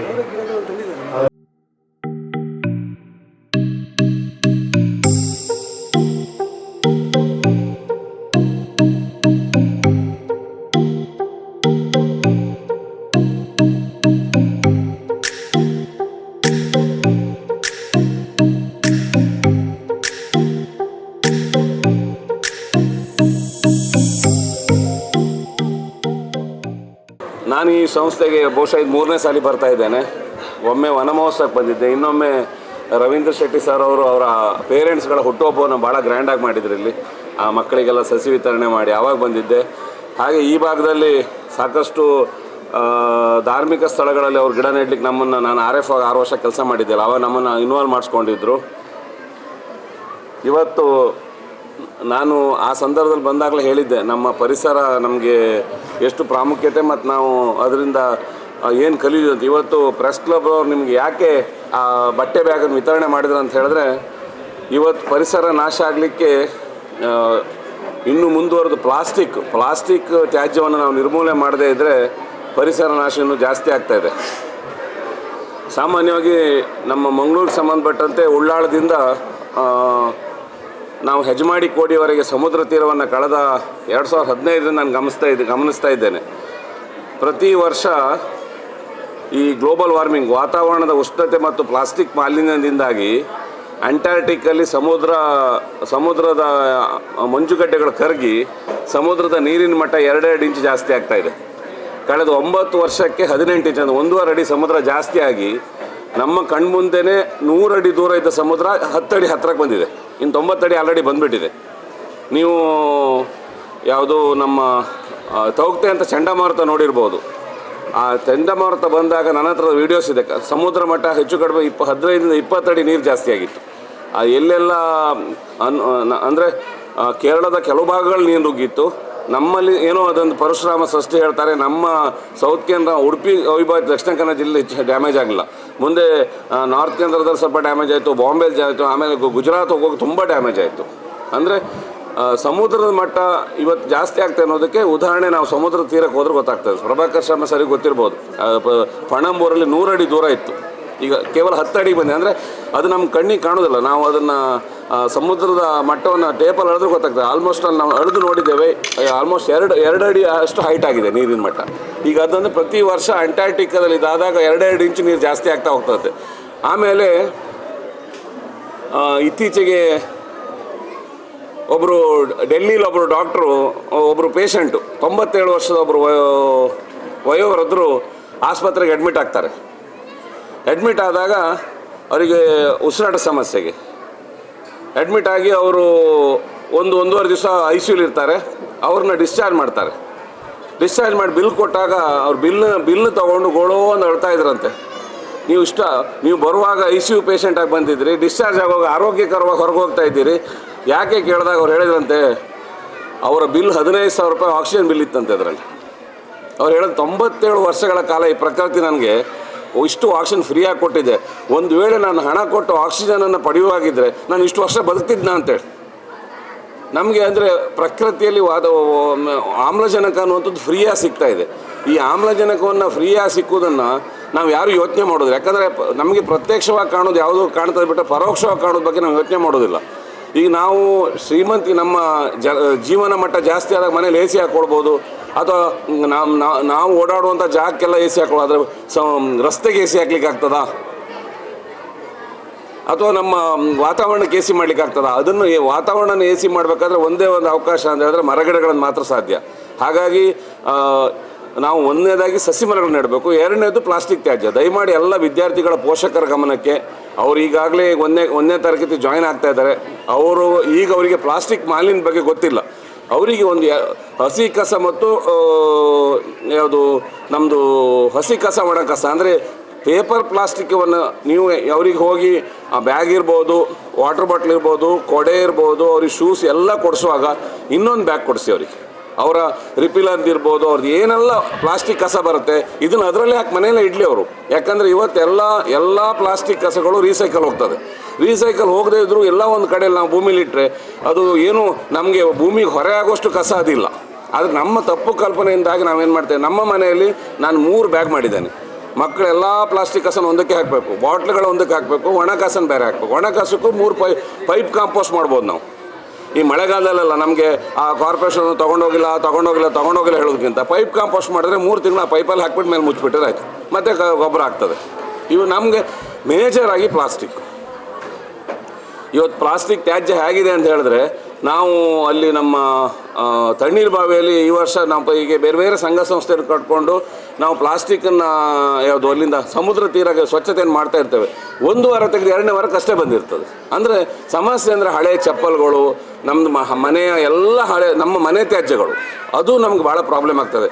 ಆ ದೆಸೆಯಿಂದ ಮತ್ತು ಆ ಪ್ಲಾಸ್ಟಿಕ್ಗಳನ್ನು ಕಡಿಮೆ ಮಾಡಬೇಕು ಅನ್ನೋ ದೃಷ್ಟಿಯಿಂದ ಇವತ್ತು ಪ್ರೆಸ್ ಕ್ಲಬ್ನವರು ಅಥವಾ ನಮ್ಮ ಮಾಧ್ಯಮ ಮಿತ್ರರು ಸೇರಿ ನಿಮಗೆ ಬಟ್ಟೆ ಬ್ಯಾಗ್ಗಳನ್ನು ಕೊಡ್ತಾ ಇದ್ದಾರೆ. ಆ ಬಟ್ಟೆ ಬ್ಯಾಗ್ಗಳ ಉದ್ದೇಶ ಅಂತ ಹೇಳಿದ್ರೆ ಪ್ಲಾಸ್ಟಿಕ್ ಬ್ಯಾಗನ್ನು ಕಮ್ಮಿ ಮಾಡಿ. ಇನ್ನೊಂದು ವಾತಾವರಣಕ್ಕೆ ನಾವು ಎಣಿಸ್ತಾ ಇದ್ದು ನೋಡಿ, ಕರೆಂಟ್ ಇಲ್ಲ, ನಾವೆಲ್ಲ ಬೆವರ್ತಾ ಇದ್ದೇವೆ. ನಮ್ಮಲ್ಲಿ ಹೈಡ್ರಲ್ ಅಂದರೆ ನೀರಿನಿಂದ ವಿದ್ಯುತ್ ಉತ್ಪಾದನೆ ಮಾಡೋದು ಮತ್ತು ಥರ್ಮಲ್ ಎನರ್ಜಿ. ಥರ್ಮಲ್ ಅಂತ ಹೇಳಿದ್ರೆ ನಮ್ಮದು ಕಲ್ಲಿದ್ದನ್ನು ಅದನ್ನು ಬರ್ನ್ ಮಾಡಿ ಇವೆಲ್ಲವೂ ಪರಿಸರ ಮಾರಕವೇ. ನಾವು ಮನೇಲಿ AC ಹಾಕೊಂಡಿದ್ದೇವೆ, ವಿದ್ಯುತ್ ಅಥವಾ ಎಲ್ಲದಕ್ಕೂ ನಮ್ಮ ಗ್ರೈಂಡರ್ ಇರ್ಬೋದು, ಫ್ರಿಡ್ಜ್ ಇರ್ಬೋದು, ನಾವು ಏನೆಲ್ಲ ವಿದ್ಯುತ್ ಉಪಯೋಗಿಸ್ತೇವೆ, ಎಷ್ಟು 1 ಯೂನಿಟ್ ವಿದ್ಯುತ್ ಉತ್ಪಾದನೆ ಆಗ್ತದೆ ಅಂದರೆ 1 ಮರ ಹೋಯ್ತಂತ ಲೆಕ್ಕ ಅಲ್ಲಿ. ಯಾಕಂದರೆ 1 ಯೂನಿಟ್ ಉತ್ಪಾದನೆ ಮಾಡಬೇಕಾದ್ರೂ ಪರಿಸರವನ್ನು ನಾಶ ಮಾಡಬೇಕು, ಇಲ್ಲಿದ್ರೆ ಸಾಧ್ಯ ಇಲ್ಲ. ಯಾಕೆ ಅಂದರೆ ನಾವು ಮೊದಲು ಹೈಡ್ರಲ್ ಅಂದರೆ ನಮ್ಮ ಡ್ಯಾಮ್ಗಳನ್ನು ಕಟ್ಟಿ ನೀರಿನಿಂದ ವಿದ್ಯುತ್ ತೆಗಿತಾ ಹೋದ್ವಿ. ಈಗ ಡ್ಯಾಮ್ ಎಲ್ಲ ಹೊಳೆಗಳೇ ಹರಿಯೋದು ಕೈದಾಯಿತು. ಈಗ ಅದಾದ ನಂತರ ನಾವೇನು ಮಾಡಿದ್ವಿ, ಈಗ ಥರ್ಮಲ್ ಎನರ್ಜಿ ಅಂದರೆ ಈಗ ರಾಯಚೂರು ಇರ್ಬೋದು, ನಮ್ಮ UPCL ಪಡುಬಿದ್ರಲ್ಲಿ ಥರ್ಮಲ್ ಎನರ್ಜಿ ಆಗ್ತಾಯಿದೆ. ಇವತ್ತು ಇಂಗಾಲದ ಡೈಆಕ್ಸೈಡು ಮತ್ತು ಕಾರ್ಬನ್ ಡೈಆಕ್ಸೈಡ್ ಕಾರ್ಬನ್ ಮೊನಾಕ್ಸೈಡ್ ಜಾಸ್ತಿ ಆಗ್ತದೆ ಅಂತ ಹೇಳ್ಬಿಟ್ಟು ವೆಹಿಕಲ್ಗಳನ್ನು ವಿದ್ಯುತ್ ಶಕ್ತಿ ಕನ್ವರ್ಟ್ ಮಾಡ್ತಾ ಇದ್ದೇವೆ. ಆ ವಿದ್ಯುತ್ ಶಕ್ತಿ ಕನ್ವರ್ಟ್ ಮಾಡಿದ್ರು ಅದು ಪರಿಸರಕ್ಕೆ ಮಾರಕ. ಯಾಕಂದರೆ ಅದಕ್ಕೆ ಚಾರ್ಜ್ ಆಗಬೇಕಲ್ಲ. ಚಾರ್ಜ್ ಆಗಬೇಕಂದ್ರೆ ವಿದ್ಯುತ್ ಬೇಕಂದರೆ ಒಂದು ಹೈಡ್ರೋಲು ಇಲ್ಲ ಥರ್ಮಲ್ಲು ಎನರ್ಜಿ ನಾವು ಉತ್ಪಾದನೆ ಮಾಡಲೇಬೇಕು. ಹಾಗಾಗಿ ಯಾವ ರೀತಿಯಲ್ಲಿ ಮನುಷ್ಯನ ನಾವು ಆದಷ್ಟು ಸುಲಭವಾಗಿ ಬದುಕಲಿಕ್ಕೆ ಪ್ರಯತ್ನ ಮಾಡ್ತೇವೆ, ಅದು ಪರಿಸರಕ್ಕೆ ಮಾರಕ್ಕೆ ಹೊರತು ಪೂರಕವಾಗುವುದಿಲ್ಲ. ಆ ದೆಸೆಯಲ್ಲಿ ಎಲ್ಲ ವಿದ್ಯಾರ್ಥಿಗಳು ಭಾಳ ಚಿಕ್ಕವರಿದ್ದಾರೆ, ಅವರಿಗೆ ನಾವು ಹೇಳೋದು ಅರ್ಥ ಆಗಲಿಕ್ಕಿಲ್ಲ. ಪೋಷಕರಲ್ಲಿ ನನ್ನ ಮನವಿ, ಮಕ್ಕಳಿಗೆ ಪ್ಲಾಸ್ಟಿಕ್ ತ್ಯಾಜ್ಯದ ಬಗ್ಗೆ, ಮತ್ತು ನಾವು ಬದುಕಬೇಕಾದ್ರೆ ನಮಗೆ ವಾತಾವರಣದಿರುವ ಆಮ್ಲಜನಕ, ಒಳ್ಳೆಯ ಮನುಷ್ಯನಿಗೆ ಮೂಲಭೂತವಾದ ಹಕ್ಕು ಯಾವುದು ಕೇಳಿದ್ರೆ ಒಳ್ಳೆಯ ಗಾಳಿ, ಒಳ್ಳೆಯ ಬೆಳಕು, ಒಳ್ಳೆಯ ನೀರು. ಆದರೆ ನಮ್ಮ ಇತ್ತೀಚಿನ ನಮ್ಮ ಮಕ್ಕಳ ಅಥವಾ ನಮ್ಮ ಪೋಷಕರದಲ್ಲಿ ಏನಿದೆ ಅಂದರೆ ಒಂದು ಒಳ್ಳೆ ದೊಡ್ಡ ಮನೆ ಇರಬೇಕು, ಒಂದು ಒಳ್ಳೆಯ ಕಾರ್ ಇರಬೇಕು, ಮತ್ತು ಅಪ್ಪನ ಕೈಯಲ್ಲಿ ಒಂದು ಒಳ್ಳೆಯ ಆ್ಯಪಲ್ ಮೊಬೈಲ್ ಇರಬೇಕು. ಅಂದರೆ ಬ್ರ್ಯಾಂಡೆಡ್ ಟಿ ವಿ ಬ್ರ್ಯಾಂಡೆಡ್ ವಸ್ತುಗಳು ನಮ್ಮ ಮನೆಯಲ್ಲಿದ್ದರೆ ನಾವು ಶ್ರೀಮಂತರ ಅಂತ. ದಯವಿಟ್ಟು ಬ್ರ್ಯಾಂಡೆಡ್ ಟಿ ವಿ ಬ್ರ್ಯಾಂಡೆಡ್ ವಸ್ತುಗಳು ಅಥವಾ ನಮ್ದು ಒಂದು ಒಳ್ಳೆಯ ಮನೆ ಇದ್ದರೆ ನಾವು ಶ್ರೀಮಂತರಲ್ಲ. ನಮ್ಗೆ ಒಳ್ಳೆ ಶುದ್ಧವಾದ ಬೆಳಕು, ಶುದ್ಧವಾದ ಗಾಳಿ, ಶುದ್ಧವಾದ ನೀರು, ಇದು 3 ಸಿಕ್ಕಿದ್ರೆ ಮಾತ್ರ ನಾವು ಶ್ರೀಮಂತರ ಅನ್ನೋ ಮಾತನ್ನು ಹೇಳ್ತಾ, ನಿಮ್ಮ ಏನು ಇವತ್ತು ಯಾರು ವಿದ್ಯಾರ್ಥಿ ಪೋಷಕರು ಬಂದ್ದಾರೆ ಅವರು ಪ್ರೆಸ್ ಕ್ಲಬ್ನವರು ಯಾವ ಒಂದು ಒಳ್ಳೆಯ ಉದ್ದೇಶ ಇಟ್ಟು ಈ ಕಾರ್ಯಕ್ರಮವನ್ನು ಮಾಡಿದ್ದಾರೆ, ಅದರ ಸದುಪಯೋಗ ಪಡ್ಕೊಳ್ಳಿ. ನಿಮ್ಮ ಮಕ್ಕಳಿಗೆ ಇವತ್ತಿನ, ಯಾಕಂದರೆ ಅವರಿಗೆ ಬೇಕು. ಯಾಕಂದರೆ ಈ ಭೂಮಿ ನಮ್ಮದಲ್ಲ, ನಮ್ಮ ಹಿರಿಯರದಲ್ಲ. ಮುಂದೆ ಈ ಭೂಮಿ ಮೇಲೆ ಯಾರು ಜನ್ರೇಷನ್ ಹೊಸ ಮಕ್ಕಳು ಹುಡ್ತಾರೆ, ಅವರಿಗೆ ನಾವು ಹೇಗೆ ಭೂಮಿಯನ್ನು ಅನುಭವಿಸ್ತಾ ಇದ್ದೇವೆ ಅವ್ರಿಗೆ ಹಾಗೆ ಹಸ್ತಾಂತರಿಸುವಂಥ ಮಹತ್ವದ ಜವಾಬ್ದಾರಿ ನಮ್ಮ ಮೇಲಿದೆ. ಹಾಗಾಗಿ ಆ ಮಕ್ಕಳು ನಮ್ಮ ಹಾಗೆ ಈ ಒಂದು ಪರಿಸರದಲ್ಲಿ ಸ್ವಚ್ಛಂದವಾಗಿ ಅವ್ರು ಬದುಕಬೇಕಂತಾದರೆ ನಾವು ವಾತಾವರಣವನ್ನು ಚೆನ್ನಾಗಿ ಇಟ್ಕೊಳ್ಳೇಬೇಕು. ಆ ದೆಸೆಯಲ್ಲಿ ನೀವು ನಿಮ್ಮ ಮಕ್ಕಳಿಗೆ, ಪೋಷಕರವರಿಗೆ ಅವರ ಉಸಿರಾಟಕ್ಕೆ ನಮಗೆ ಆಕ್ಸಿಜನ್ ಬೇಕು, ಕುಡಿಲಿಕ್ಕೆ ಒಳ್ಳೆ ನೀರು ಕುಡಿದ್ರೆ ಆರೋಗ್ಯ ಒಳ್ಳೆ ಅನ್ನೋ ಒಂದು ಮಾಹಿತಿಯನ್ನು ಅವ್ರಿಗೆ ಕೊಡಿ ಅಂತ ಹೇಳ್ತಾ, ನನ್ನನ್ನು ಕರೆದು ಈ ಒಂದು ಸಭೆಯಲ್ಲಿ ಮಾತಾಡಲಿಕ್ಕೆ ಅವಕಾಶ ಮಾಡಿಕೊಟ್ಟಂಥ ವಿದ್ಯಾರಶ್ಮಿ ಸಂಸ್ಥೆಯ ಮುಖ್ಯಸ್ಥರಾದ ರವೀಂದ್ರಣ್ಣ ಅವರಿಗೆ ಹಾಗೂ ನಮ್ಮ ಪ್ರೆಸ್ ಕ್ಲಬ್ನ ಎಲ್ಲ ಗೌರವಾನ್ವಿತರಿಗೆ, ಹಾಗೆ ನಮ್ಮ ಹಿರಿಯರಾದ ಪ್ರಭಾಕರ್ ಶರ್ಮಾ ಸರ್ ಇದ್ದಾರೆ. ನಾವು ಬಿಗಿನಿಂಗ್ ಸೇರಿದಾಗ ಅವರು ಪುತ್ತೂರಲ್ಲಿ ಕುಂದಾಪುರದಲ್ಲಿ AC ಆಗಿದ್ದರು. ಅವ್ರಿಗೆ ಗೊತ್ತಿದೆ ನಾವು ವರಾಯಿ ಪ್ರಾಜೆಕ್ಟಲ್ಲಿ ಎಷ್ಟು ಮರ ಕೊಡಿದ್ವಿ, ಎಷ್ಟು ಚಾನಲ್ ಮಾಡಿದ್ವು ಅಂತ. ಹಾಗಾಗಿ ಆಮೇಲೆ ADC ಆಗಿ ನಿವೃತ್ತರಾಗಿ ಇವತ್ತು ರೆಡ್ ಕ್ರಾಸ್ ಸಂಸ್ಥೆಯ ಅಧ್ಯಕ್ಷರು ಮತ್ತು ರೆಡ್ ಕ್ರಾಸ್ ಸಂಸ್ಥೆಯ ಎಲ್ಲ ಪದಾಧಿಕಾರಿಗಳಿದ್ದಾರೆ. ಅವರೆಲ್ಲರಿಗೆ ನಾನು ವಂದನೆ ಸಲ್ಲಿಸ್ತಾ ಕೊನೆಯದಾಗ ಒಂದು ಮಾತು ಹೇಳ್ತೇನೆ. ಹೆತ್ತ ತಾಯಿಗೆ ನಮನ, ಹೊತ್ತ ಇಳೆಗೆ ನಮನ, ತುತ್ತಿಟ್ಟು ಬೆಳೆಸಿದ ಬಂಧು ಬಳಗಕ್ಕೆ ನಮನ, ಕಲಿತ ಶಾಲೆಗೆ ನಮನ, ಕಲಿಸಿದ ಗುರುವಿಗೆ ನಮನ, ದೇಶ ಕಾಯಿಗೆ ಯೋಧರ ನಮನ, ಅನ್ನ ನೀಡುವ ರೈತರ ನಮನ. ಇದಿಷ್ಟು ನಾವು ಪಾಲಿಸಿದರೆ ನಮ್ಮ ಜೀವನ ಸಾರ್ಥಕ ಅಂತ ಮಾತನ್ನು ಹೇಳ್ತಾ ನನ್ನ ಮಾತನ್ನು ಮುಗಿಸ್ತೇನೆ. ಅವಕಾಶಕ್ಕೆ ವಂದನೆಗಳು. ಜೈ ಹಿಂದ್, ಜೈ ಕರ್ನಾಟಕ. ಮುಖ್ಯವಾಗಿ ನಾವೀಗ ಪರಿಸರದ ಬಗ್ಗೆ ನಾವೀಗ ಕಾಳಜಿ ಎಲ್ರಿಗೂ ಬೇಕು. ಅದರಲ್ಲೂ ನಮ್ಮ ಪರಿಸರದಲ್ಲಿ ಎಲ್ಲರ ಪಾತ್ರ, ಮಹಿಳೆಯರದು ಮುಖ್ಯ ಪಾತ್ರ. ಯಾಕಂದರೆ ನಾವು ಮನೆಗೆ ತರುವ ನಮ್ಮ ಮನೆಯಲ್ಲಿ ಕಾರ್ಯಕ್ರಮಗಳಾದಾಗ ಹೆಚ್ಚಾಗಿ ನಾವು ಯೂಸ್ ಮಾಡೋದು ಯಾವುದು, ಪ್ಲಾಸ್ಟಿಕ್ ಸಂಬಂಧಪಟ್ಟದ್ದು. ಅಂದರೆ ಮನೆಯಲ್ಲಿ ನಾವು ಅದನ್ನು ತೊಳೆಯಲಿಕ್ಕೆ ಆಗೋದಿಲ್ವ, ಅದು ಆ ನಿಟ್ಟಿನಲ್ಲಿ ನಾವು ಅದಕ್ಕೆ ಕೃತಕವಾಗಿ ನಾವು ಮಾಡಿದಂಥ ವಸ್ತುಗಳನ್ನು ತರ್ತೇವೆ. ಅದನ್ನು ನಾವು ಎಲ್ಲಂದರಲ್ಲಿ ಬಿಸಾಕ್ತೇವೆ. ಆ ಬಿಸಾಕಿದ ವಸ್ತುಗಳೆಲ್ಲ ಏನಾಗ್ತದೆ ಅಂದರೆ ನೀರಿನಲ್ಲಿ ಹರಿದು ನಮ್ಮ ಮನೆಗೆ ಪುನಃ ನಮಗೆ ಮುಟ್ತವೆ ಅಂತ ನಮ್ಗೆ ಗೊತ್ತಿರೋದಿಲ್ಲ. ನಾವು ಅದನ್ನು ಮುಖ್ಯವಾಗಿ ಎಲ್ಲ ಗ್ರಾಮಗಳಲ್ಲಿ, ನಗರಗಳಿರಲಿ ಗ್ರಾಮಗಳಲ್ಲಿರಲಿ, ಪ್ಲಾಸ್ಟಿಕ್ ತ್ಯಾಜ್ಯಗಳನ್ನು ನಾವು ಅಲ್ಲಲ್ಲಿ ಬಿಸಾದ್ರಿಂದ ಅದರಿಂದಾಗಿ ಪರಿಸರ ಅಸಮತೋಲನ ಆಗ್ತದೆ. ಅದೇ ರೀತಿ ಈಗ ಮೀನಿನ ನಾವು ಆ ಪ್ಲಾಸ್ಟಿಕ್ ಹರಿದ ಆ ಪ್ಲಾಸ್ಟಿಕ್ ತ್ಯಾಜ್ಯ ಮಣ್ಣಿನೊಟ್ಟಿಗೆ ಮಿಕ್ಸ್ ಆಗಿ ನಮ್ಮ ಹೊಟ್ಟೆಗೆ ನಮಗೆ ಪುನಃ ಬರ್ತದೆ. ಅದು ಆ ನಿಟ್ಟಿನಲ್ಲಿ ನಾವೇನು ಮಾಡಬೇಕಂದ್ರೆ, ಮುಖ್ಯವಾಗಿ ಮನೆಯಲ್ಲಿ ಈಗ ನಾವು ಬಟ್ಟೆ ಚೀಲಗಳನ್ನು ಕೊಟ್ಟಿದ್ದಾರೆ. ಮುಂದಿನ ದಿನಗಳಲ್ಲಿ ಬಟ್ಟೆ ಚೀಲಗಳನ್ನು ನಾವು ಹೆಚ್ಚಾಗಿ ಯೂಸ್ ಮಾಡಿ ಪ್ಲಾಸ್ಟಿಕ್ಗಳನ್ನು ಆದಷ್ಟು ಕಡಿಮೆ ಮಾಡಬೇಕು. ಆಗ ಸಾಧಾರಣ ಅರ್ಧಕ್ಕಷ್ಟು ಪ್ಲಾಸ್ಟಿಕ್ಕನ್ನು ನಾವು ನಿರ್ಮೂಲನೆ ಮಾಡಲಿಕ್ಕೆ ಸಾಧ್ಯ ಆಗ್ತದೆ. ಅದೇ ರೀತಿ ನಮ್ಮ ಮಕ್ಕಳಲ್ಲಿ ಈಗಲೇ ಪರಿಸರ ಗಿಡಗಳ ಬಗ್ಗೆ ಅವರಲ್ಲಿ ಪ್ರೀತಿಯನ್ನು ಮೂಡಿಸುವ ಕೆಲಸ ಮಾಡಬೇಕು. ಅವರಲ್ಲಿ ಈಗ ಕೆಲವು ಶಾಲೆಗಳಲ್ಲಿ ಈಗ ಮಾಡ್ತಿದ್ದಾರೆ. ಒಂದು ಶಾಲೆಯಲ್ಲಿ ಒಂದು ಮರ ಕೊಟ್ಟು, ಗಿಡ ಕೊಟ್ಟು, LKGನಲ್ಲಿ ಸ್ಟಾರ್ಟ್ ಮಾಡ್ತಾರೆ ಅವರು. ಗಿಡ ಕೊಟ್ಟು ಅದರ ಫೋಟೋ ತೆಗೆದು ಕಾಲೇಜಿನ ಶಾಲೆಯ ಮುಖ್ಯ ಶಿಕ್ಷಕರಿಗೆ ಮುಟ್ಟಿಸುವ ಕೆಲಸ. ಆ ಮಕ್ಕಳು ಅದನ್ನು ಬೆಳೆಸಿ ಅದರ ಮೇಲೆ ಪ್ರೀತಿ ಮಾಡಿದರೆ ಖಂಡಿತ ಒಂದೊಂದು ಶಾಲೆಯಲ್ಲಿ, ಇಲ್ಲಿ ಸಾಧಾರಣ ಒಂದು 200ಕ್ಕಷ್ಟು ಶಿಕ್ಷಣ ಸಂಸ್ಥೆಗಳಲ್ಲಿ ಉಳ್ಳಾಲ ತಾಲೂಕಿನಲ್ಲಿ, ಆ ಉಳ್ಳಾಲ ತಾಲೂಕಿನ 200ರಲ್ಲಿರುವ ಶಿಕ್ಷಣ ಸಂಸ್ಥೆಗಳ ವಿದ್ಯಾರ್ಥಿಗಳು ಇದನ್ನು ಪಾಲಿಸಿದಲ್ಲಿ ಖಂಡಿತ ನಮ್ಮ ಪರಿಸರ ಕೂಡ ಇದಾಗ್ತದೆ. ಅದರೊಂದಿಗೆ ನಾವು ಪ್ಲಾಸ್ಟಿಕ್ ತ್ಯಾಜ್ಯವನ್ನು ಕೂಡ ನಿರ್ಮೂಲನೆ ಮಾಡಲಿಕ್ಕೆ ಈಗಲೇ ಪಣ ತೊಟ್ಟರೆ ಖಂಡಿತವಾಗಿ ನಾವು ನಮ್ಮ ಮುಂದಿನ ಜನಾಂಗಕ್ಕೆ ಉತ್ತಮ ಪರಿಸರವನ್ನು ನೀಡಲಿಕ್ಕೆ ಸಾಧ್ಯ ಅಂತ ಹೇಳಿ ನನ್ನ 2 ಮಾತುಗಳನ್ನು ಅಂತ್ಯಗೊಳಿಸ್ತೀನಿ. ಬಹಳ ಮುಖ್ಯವಾಗಿ ಈ ಕಾರ್ಯಕ್ರಮದ ಮಹತ್ವ ಏನು ಅಂತ ಹೇಳಿದ್ರೆ, ಪರಿಸರವನ್ನು ನಾವು ರಕ್ಷಣೆ ಮಾಡಬೇಕು. ಪರಿಸರವನ್ನು ರಕ್ಷಣೆ ಮಾಡುವಂತ ಜೊತೆಗೆ ಈಗ ಪ್ಲಾಸ್ಟಿಕ್ ಮುಕ್ತ ನಮ್ಮ ಜೀವನ ಆಗಿರಬೇಕು. ಯಾವುದೇ ಕೆಲಸ ಕಾರ್ಯಗಳಿಗೆ ನಾವು ಪ್ಲಾಸ್ಟಿಕ್ ಅನ್ನ ಉಪಯೋಗ ಮಾಡುವುದನ್ನ ಖಂಡಿತವಾಗಿ ಅದನ್ನ ನಿಷೇಧ ಮಾಡಬೇಕು. ಇವತ್ತು ಬಟ್ಟೆಯ ಬ್ಯಾಗ್ ಅನ್ನು ಕೊಟ್ಟಿದ್ದಾರೆ. ಆ ರೀತಿಯಾದ ವಸ್ತುಗಳನ್ನ ಉಪಯೋಗಿಸಿದ್ರೆ ಖಂಡಿತವಾಗಿ ಪರಿಸರ ಸಂರಕ್ಷಣೆ ಮಾಡಬಹುದು. ಅದರ ಜೊತೆಗೆ ಒಂದು ಮರವನ್ನು ಕಡಿದ್ರೆ, ನಮ್ಮ ಯಾವುದೇ ಒಂದು ಕಾರಣಕ್ಕಾಗಿ ಒಂದು ಮರವನ್ನು ಕಡಿದ್ರೆ 10 ಗಿಡ ಸಸಿಗಳನ್ನು ನೆಡಬೇಕಂತ ನಾವು ನಾವೀಗ ನೆಡ್ತೀವ, ನಾವು ಕಡಿಯುವುದು ಮಾತ್ರ. 10 ಮರಗಳನ್ನು ನೆಟ್ಟರೆ 1 ಗಿಡವನ್ನು ನೆಡಲೇಬೇಕು. ನಾವು ನಮ್ಮ ವಿದ್ಯಾರತ್ನ ಆಂಗ್ಲ ಮಾಧ್ಯಮ ಶಾಲೆಯಲ್ಲಿ ನಮ್ಮ ಅರಣ್ಯ ಅಧಿಕಾರಿಗಳವರ ಸಹಕಾರದಿಂದ ಪ್ರತಿ ವರ್ಷ 1000 ಗಿಡಗಳನ್ನು ನಾವು ಕೊಡ್ತೀವಿ. 250 ಗಿಡಗಳು ನಮ್ಮ ವಿದ್ಯಾರತ್ನ ಶಾಲೆಗೆ 250 ಗಿಡ ನೇತಾಜಿ ಪ್ರೌಢಶಾಲೆಗೆ, 250 ಗಿಡ ನಾನು ಕಲಿತಂತ ಶ್ರೀರಾಮಕೃಷ್ಣ ಪ್ರೌಢಶಾಲೆಗೆ, 250 ಗಿಡ ಉಳ್ಳಾಳದ ಒಂದು ಶಾಲೆಗೆ. ಈ ರೀತಿ ಪ್ರತಿ ವರ್ಷ 1,000 ಗಿಡಗಳನ್ನು ಕೊಡ್ತೇವೆ ಮತ್ತು ಅದನ್ನ ನೆಟ್ಟು ಪಾಲನೆಗೆ ಒಂದು ಮಗುವನ್ನ LKG ನೀವು ಮಗುವನ್ನ ಕರ್ಕೊಂಡು ಬಂದಿದ್ದೀವಿ. ಯಾವ ರೀತಿ ಆ ಮಗುವನ್ನ ಲಾಲನೆ ಪೋಷಣೆ ಮಾಡಿ ನಾವು ಯಾವ ರೀತಿ ದೊಡ್ಡ ಕನಸನ್ನು ಇಟ್ಕೊಂಡು ಆ ಮಗುವನ್ನ ಬೆಳೆಸ್ತೇವೆ, ಅದೇ ರೀತಿ ನಮ್ಮ ಗಿಡವನ್ನು ಕೂಡ ಪಾಲನೆ ಮಾಡಿ ಅದಕ್ಕೆ ಕಾಲಕ್ಕೆ ಗಿಡಕ್ಕಂತ ನೀರು ಗೊಬ್ಬರವನ್ನು ಹಾಕಿ ದೊಡ್ಡ ಮರವಾಗಿ ನಮಗೆ ನೆರಳನ್ನು ಕೊಡ್ತದೆ ಅಥವಾ ಹಣ್ಣು ಹಂಪಲನ್ನು ಕೊಡ್ತದೆ. ಬೇರೆ ರೀತಿಯಾದ ಉಪಯೋಗಕ್ಕೆ ಬಹಳ ಮುಖ್ಯವಾಗಿ ಆಮ್ಲಜನಕವನ್ನು ನಮಗೆ ಕೊಡ್ತದೆ. ಈ ರೀತಿ ಪರಿಸರವನ್ನ ಸಂರಕ್ಷಣೆ ಮಾಡತಕ್ಕಂಥ ಕೆಲಸ ಕಾರ್ಯದಲ್ಲಿ ನಾವು ಇದನ್ನು ತೊಡಗಬೇಕು ಅಂತ ಈ ಸಂದರ್ಭದಲ್ಲಿ ವಿನಂತಿಯನ್ನ ಮಾಡುತ್ತಾ, ಬಹಳ ಒಳ್ಳೆಯ ಕಾರ್ಯಕ್ರಮವನ್ನ ನಮ್ಮ ಜಿಲ್ಲಾ ಪತ್ರಕರ್ತರ ಕಾರ್ಮಿಕ ಪತ್ರಕರ್ತರ ಸಂಘದ ಅಧ್ಯಕ್ಷರು ಪದಾಧಿಕಾರಿಗಳು ಶ್ರೀನಿವಾಸ್ ಇಂದಾಜಿ ಅವರು ಬಹಳಷ್ಟು ವರ್ಷಗಳ ಕಾಲ ಈ ಒಂದು ಪತ್ರಕರ್ತರ ಸಂಘದ ಅಧ್ಯಕ್ಷರಾಗಿ ಬೇರೆ ಬೇರೆ ಸಮಾಜಮುಖಿಯಾದ ಕಾರ್ಯಕ್ರಮಗಳನ್ನ ಮಾಡುವಂಥದ್ದನ್ನು ನೋಡ್ತೇವೆ. ಅವರಿಗೂ ಕೂಡ ಮತ್ತೆ ಬಂದಿರತಕ್ಕಂಥ ಎಲ್ಲ ನಮ್ಮ ಮಾಧ್ಯಮದ ಮಿತ್ರರಿಗೆ ಅಭಿನಂದನೆಗಳನ್ನು ಸಲ್ಲಿಸುತ್ತಾ, ಬಹಳ ಮುಖ್ಯವಾಗಿ ಇವತ್ತು ನಮ್ಮ ಈ ಕಾರ್ಯಕ್ರಮದಲ್ಲಿ ಭಾಗವಹಿಸಿದಂಥ ನಮ್ಮ ಎಲ್ಲ LKG ಮತ್ತು UKGಯ ಮಕ್ಕಳ ಪೋಷಕರಿಗೆ ಕೂಡ ವೈಯಕ್ತಿಕ ಅಭಿನಂದನೆಗಳನ್ನು ಸಲ್ಲಿಸುವ ಮಾತುಗಳನ್ನು ಮುಕ್ತಾಯ. ಧನ್ಯವಾದವನ್ನು ಸಲ್ಲಿಸುತ್ತಿದ್ದಾರೆ ನಮ್ಮ ಸಂಘದ ಉಪಾಧ್ಯಕ್ಷರಾದ ಭಾಸ್ಕರ್. ಪ್ರಪ್ರಥಮವಾಗಿ ಈ ವಿದ್ಯಾರತ್ನ ಸಂಸ್ಥೆ, ಆ ಸಂಸ್ಥೆಯನ್ನು ಪ್ರಾರಂಭ ಮಾಡುವಾಗಲೇ ಅದಕ್ಕೊಂದು ಬಹಳಷ್ಟು ಒಳ್ಳೆಯ ಹೆಸರು ಕೊಟ್ಟಿದ್ದಾರೆ, ವಿದ್ಯಾರತ್ನ. ಖಂಡಿತವಾಗಿಯೂ ಅದು ವಿದ್ಯಾರತ್ನವಾಗಿಯೇ ಬೆಳೆದು ಅವರ ತಾಯಿಯ ಹೆಸರು ಅದೇ ರೀತಿ ಆ ವಿದ್ಯೆ, ಅದಕ್ಕೊಂದು ಮಕ್ಕಳ ಒಂದು ಸಾಕಷ್ಟು ರತ್ನಗಳು ಇಲ್ಲಿ ಅರಳಲಿಕ್ಕಿದೆ. ಈ ಸಂದರ್ಭದಲ್ಲಿ ಪ್ರಪ್ರಥಮವಾಗಿ ನಾನು ಎಲ್ಲ ಮಕ್ಕಳಿಗೆ, ಪುಟಾಣಿಗಳಿಗೆ, ಇಂದಿನ ಮಕ್ಕಳೇ ಮುಂದಿನ ಜನಾಂಗ, ಎಲ್ಲರೂ ನಮ್ಮಲ್ಲಿ ಒಂದು ಇದುಂಟು, ನಾನು ಶಾಲೆಗೆ ಮಕ್ಕಳನ್ನು ಹಾಕಿದರೆ ನನ್ನ ಜವಾಬ್ದಾರಿ ಮುಗಿಯಿತು, ಮತ್ತೆಲ್ಲ ಶಾಲೆ ಟೀಚರ್ಗಳು ಅಥವಾ ಶಾಲೆ ನೋಡಿಕೊಳ್ತಂದೆ. ಅದೇ ಆ ರೀತಿಯಲ್ಲ, ಎಲ್ಲ ಹೆಚ್ಚಿನ, ಅದರಲ್ಲಿ ಕೂಡ ಮಹಿಳೆಯರು ಹೆಚ್ಚಿನ ಸಂಖ್ಯೆಯಲ್ಲಿ ಬಂದಿದ್ದೀರಿ. ಒಂದು ಮಹಿಳೆ ಎಚ್ಚೆತ್ತರೆ ಆ ಮನೆ, ಸಮಾಜ ಖಂಡಿತವಾಗಿಯೂ ಉದ್ಧಾರ ಆಗಲಿಕ್ಕೆ ಸಾಧ್ಯ ಇದೆ. ಅದೇ ರೀತಿ ಎಲ್ಲ ಪೋಷಕರಿಗೆ, ಅದೇ ರೀತಿ ಪುಟಾಣಿ ಮಕ್ಕಳಿಗೆ ಪ್ರಪ್ರಥಮವಾಗಿ ನಾನು ನಮ್ಮೆಲ್ಲರ ಪರವಾಗಿ ಕೃತಜ್ಞತೆಗಳನ್ನು ಅರ್ಪಿಸ್ತಾ ಇದ್ದೇನೆ. ಅದೇ ರೀತಿ ಈ ಒಂದು ಕಾರ್ಯಕ್ರಮವನ್ನು ಆಯೋಜಿಸಿದ ಉಳಿದಟ್ಟು ರವೀಂದ್ರ ಶೆಟ್ಟಿ, ಅದೇ ರೀತಿ ಅವರು ಈ ಸಂಸ್ಥೆಯ ಅಧ್ಯಕ್ಷರಾಗಿದ್ದಾರೆ. ಸೌಮ್ಯ ಆರ್ ಶೆಟ್ಟಿ ಸಂಸ್ಥೆಯ ಉಪಾಧ್ಯಕ್ಷೆಯಾಗಿದ್ದಾರೆ. ಅದೇ ರೀತಿ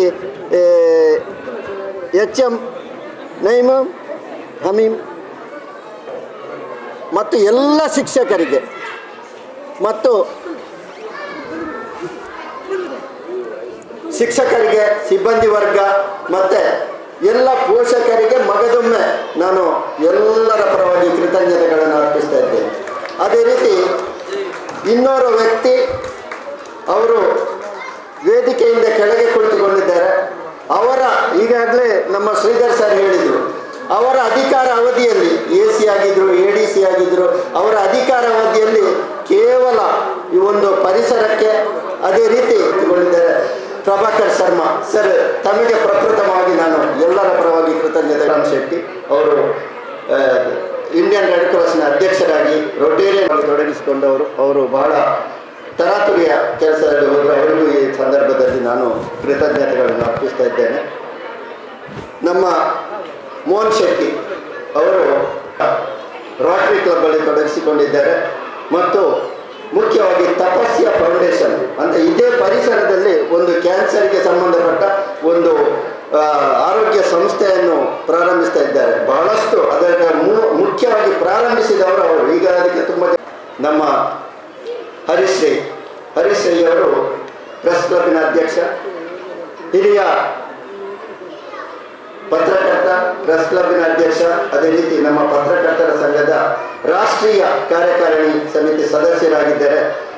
ಇತ್ತೀಚೆಗೆ ಅಖಿಲ ಭಾರತ ಸಾಹಿತ್ಯ ಪರಿಷತ್ ಇದರ ದಕ್ಷಿಣ ಕನ್ನಡ ಜಿಲ್ಲೆಯ ಆ ಒಂದು ಅಧ್ಯಕ್ಷರಾಗಿ ಕೂಡ ಅವರು ಬಹಳಷ್ಟು ಕಾರ್ಯಕ್ರಮಗಳನ್ನು ಮಾಡ್ತಾ ಇದ್ದಾರೆ. ನಾವು ಬರುವಾಗ ಒಂದು ಮಾತು ಹೇಳಿದರು ಸರ್ ರವಿ ಶೆಟ್ಟಿ ಅವರೇ, ನಾವು ಮುಂದಿನ ದಿನಗಳಲ್ಲಿ ಬೇರೆ ಬೇರೆ ಶಾಲೆಗಳಿಗೆ ಸಾಕಷ್ಟು ಪುಸ್ತಕಗಳನ್ನು ನೀಡ್ತಾ ಇದ್ದೇವೆ. ಬರುವ ಈ ಸಂದರ್ಭದಲ್ಲಿ ಈ ಶಾಲಾ ಮಕ್ಕಳಿಗೆ ಅಥವಾ ಈ ಶಾಲೆಗೆ ನಾವು ಪುಸ್ತಕಗಳನ್ನು ಒದಗಿಸುವಂತೆ ಅಂತಂದು ಹೇಳಿದ್ರು. ನಾನು ಕೂಡ ಅದರ ಕೋಶಾಧಿಕಾರಿಯಾಗಿದ್ದೇನೆ. ಅದನ್ನು ಕೂಡ ಸಾಹಿತ್ಯ ಕೂಡ ನಮ್ಮ ಈ ಒಂದು ಬೆಳವಣಿಗೆಯಲ್ಲಿ ಮುಖ್ಯ ಪಾತ್ರ ವಹಿಸ್ತದೆ. ಅದನ್ನು ಕೂಡ ನೀಡ್ತೇನೆ ಅಂತ ಹೇಳಿದ್ದಾರೆ. ಹರೀಶ್ ರೈ ಅವರಿಗೂ ಧನ್ಯವಾದಗಳು. ಅದೇ ರೀತಿ ಶ್ರೀನಿವಾಸ್ ನಾಯ್ಕ ಇಂದಾಜೆ ಪತ್ರಕರ್ತರ ಸಂಘದ ಅಧ್ಯಕ್ಷ. ಎಲ್ಲರೂ ಅವರ ಬಗ್ಗೆ ಎಲ್ಲರೂ ಹೇಳ್ತಾರೆ, ಆದ ಕಾರಣ ನಾನು ಹೆಚ್ಚು ಹೇಳುವುದಿಲ್ಲ. ಯಾವುದೇ ಕಾರ್ಯಕ್ರಮ ಎಲ್ಲಿ ಕೂಡ ಒಂದು ಸಾರ್ವಜನಿಕವಾಗಿ ಕೇವಲ ಪತ್ರಕರ್ತರಿಗೆ ಅಲ್ಲದೆ ಸಾಮಾಜಿಕವಾಗಿ ತೊಡಗಿಸಿಕೊಳ್ಳುವ ಬಹಳಷ್ಟು ಕಾರ್ಯಕ್ರಮ. ಅದೇ ರೀತಿ ಸರ್, ನಾವು ಈಗಾಗಲೇ 5 ಗ್ರಾಮ ವಾಸ್ತವ್ಯಗಳನ್ನು ಮಾಡಿದ್ದೇವೆ. ಆ ಗ್ರಾಮ ವಾಸ್ತವ್ಯಗಳ ಮೂಲಕ ಎಷ್ಟು ಮುಚ್ಚುವ ಶಾಲೆಗಳು ಇವತ್ತು ಕನ್ನಡ ಮಾಧ್ಯಮ ಶಾಲೆಗಳು ತೆರೆದು ಅಲ್ಲಿ ಬಹಳಷ್ಟು ಶಾಲೆ, ರಸ್ತೆಗಳು, ಈ ರೀತಿಯ ಎಲ್ಲ ಕಾರ್ಯಕ್ರಮಗಳು ಬಹಳಷ್ಟು ಉತ್ತೇಜಪೂರ್ವಕವಾಗಿ ಆಗ್ತಾ ಇದೆ. ಸರ್ಕಾರ ಕೂಡ ಈಗ ಬಹಳಷ್ಟು ಬೆಂಬಲ ಕೊಡ್ತಾ ಇದೆ. ಮಾನ್ಯ ಶ್ರೀನಿವಾಸ ನಾಯ್ಕ ಇಂದಾಜೆ ಅವರಿಗೂ ನಾನು ಕೃತಜ್ಞತೆಗಳನ್ನು ಅರ್ಪಿಸ್ತಾ ಇದ್ದೇನೆ. ಅದೇ ರೀತಿ ರವೀಂದ್ರ ಶೆಟ್ಟಿ ಮತ್ತು ಎಲ್ಲ ಸಂಸ್ಥೆಗೆ ನಾನು ಆಗಾಗಲೇ ಧನ್ಯವಾದ ಹೇಳಿದ್ದೇನೆ, ಮಗದೊಮ್ಮೆ ಧನ್ಯವಾದಗಳನ್ನು ಹೇಳ್ತಾ ಇದ್ದೇನೆ. ಈ ಕಾರ್ಯಕ್ರಮದಲ್ಲಿ ನಮ್ಮ ಜೊತೆ ಶ್ರೀಧರ್ ಸರ್, SU ಸರ್, ಕಳೆದ ಸಲ ನಮ್ಮ ಜಿಲ್ಲೆಗೆ, ಅವರ ಈ ವಾಸ್ತವ ಜಿಲ್ಲೆಗೆ 5 ಲಕ್ಷದ ಮರ ಕೊಟ್ಟಿದ್ದಾರೆ. ಈಗಾಗಲೇ ಬಹಳಷ್ಟು ಒಳ್ಳೆಯ ರೀತಿಯಲ್ಲಿ ಒಂದು ಎಲ್ಲರಿಗೆ ಮನ ಮುಟ್ಟುವ ರೀತಿಯಲ್ಲಿ ಮಾತನಾಡಿದ್ದಾರೆ. ಸರ್, ತಮಗೂ ಧನ್ಯವಾದಗಳು. ಅವರು ಕೂಡ ರೋಟರಿ ಸಂಸ್ಥೆಯಲ್ಲಿ ಕೂಡ ಎಲ್ಲ ಸಂಸ್ಥೆಗಳ ಉದ್ದೇಶ ಏನಂತ ಹೇಳಿದರೆ ಒಂದು ಸಮಾಜದ ಉದ್ಧಾರಕ್ಕಾಗಿ. ಬೇರೆ ಬೇರೆ ಸಂಸ್ಥೆಗಳಿದ್ದರೂ ನಮ್ಮ ಉದ್ದೇಶ ಒಂದೇ. ಈ ನಿಟ್ಟಿನಲ್ಲಿ ನಾವು ಅವರು ಕೂಡ ನಮ್ಮ ಜೊತೆ ತೊಡಗಿಸಿಕೊಂಡಿದ್ದಾರೆ. ಅದೇ ರೀತಿ ನಮ್ಮ ಉಳ್ಳಾಲ ಪತ್ರಕರ್ತರ ಸಂಘದ ಅಧ್ಯಕ್ಷರು ಮತ್ತು ಕಾರ್ಯದರ್ಶಿಯವರು ನಮ್ಮ ಜೊತೆ ಇದ್ದಾರೆ. ಅವರಿಗೂ ಕೂಡ ನಾನು ಈ ಸಂದರ್ಭದಲ್ಲಿ ಕೃತಜ್ಞತೆಗಳನ್ನು ಅರ್ಪಿಸ್ತಾ ಇದ್ದೇನೆ. ನಮ್ಮ ಪತ್ರಕರ್ತರ ಸಂಘದ ಕಾರ್ಯಕಾರಿ ಸಮಿತಿ ಸದಸ್ಯರಾದ, ಅದೇ ರೀತಿ ದೂರದರ್ಶನದ